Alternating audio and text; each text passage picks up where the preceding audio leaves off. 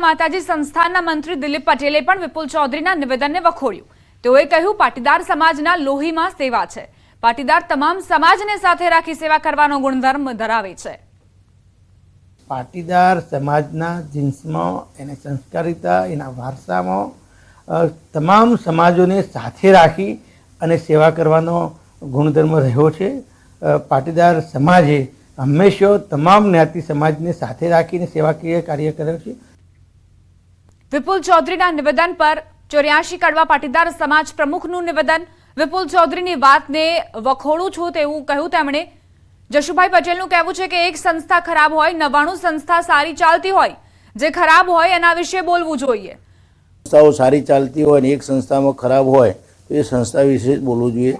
સમગ્ર પાટીદાર અને પાટીદારના દાતાઓ અને દાતાઓથી ઊભી થયેલી સંસ્થાઓમાં કોઈપણ પ્રકારની જાતિ જ્ઞાતિના વાદ વિવાદ સિવાય એ લોકોને સમાન શિક્ષણ, સમાન સંસ્કારો આપવાની પ્રવૃત્તિઓ હાલ ચાલે છે એવું હું માનું છું। ત્યાં સુધી વ્યક્તિગત જે સંસ્થાઓ છે ક્યાંક એવું હોઈ શકે, પણ જ્યાં સામાજિક સંસ્થાઓ જે સમાજના દાતાઓ દ્વારા ઊભી થઈ હોય તો આવું આ વાતને વાહી છે। સાબરકાંઠામાં સાબર ડેરીના નિયામક મંડળનો ચૂંટણીનો મામલો, જેને લઈને જાણકારી મળી છે। સાબર ડેરીના નિયામક મંડળની ચૂંટણીમાં 16 બેઠકો પૈકી 15 બેઠક બિનહરીફ થઈ। મતગણતરીના અંતે બાયડના પૂર્વ ધારાસભ્ય જશુભાઈ પટેલનો ભવ્ય વિજય થયો, જ્યારે માલપુર બેઠકના ભાજપના ઉમેદવાર હસમુખ પટેલની હાર થઈ, જ્યારે ભાજપ પ્રેરિત પેનલના 15 સભ્યો બિનહરીફ થયા હતા। ચૂંટણીમાં કુલ 910 મતદારો પૈકી 904 મતદારોએ મતદાન કર્યું। લોકોના પ્રશ્નો માટે હંમેશા હું ઝઝૂમતો રહીશ। પ્રજા ઉપર, મતદારો ઉપર મને એટલો વિશ્વાસ હતો। પ્રજા મને કહેતી હતી એકલા લડો છો, કૂટી માર છે, પણ મતદારો પર મને પૂરો વિશ્વાસ હતો અને આ મતદારોનો વિજય છે, મારો વિજય નથી। સાબર ડેરી નિયામક મંડળની ચૂંટણી સંદર્ભે માલપુર બેઠકની ચૂંટણી ગઈકાલે યોજાયેલી હતી, જે સંદર્ભે આજે મતગણતરીની પ્રક્રિયા હાથ ધરવામાં આવેલ હતી।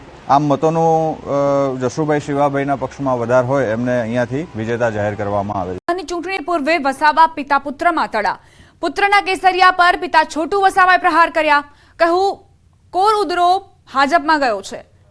આડકતરી રીતે પુત્ર મહેશ વસાવાને કોડ ઉંદર ગણાવ્યા અને સાથે જ તેમણે કહ્યું કે કોર ઉંદર કોતરીને બધું ખતમ કરી દેશે એમ તેમણે ઉમેર્યું। છોટુ વસાવાએ સાંસદ મનસુખ વસાવાને પણ સવાલ કર્યા છે।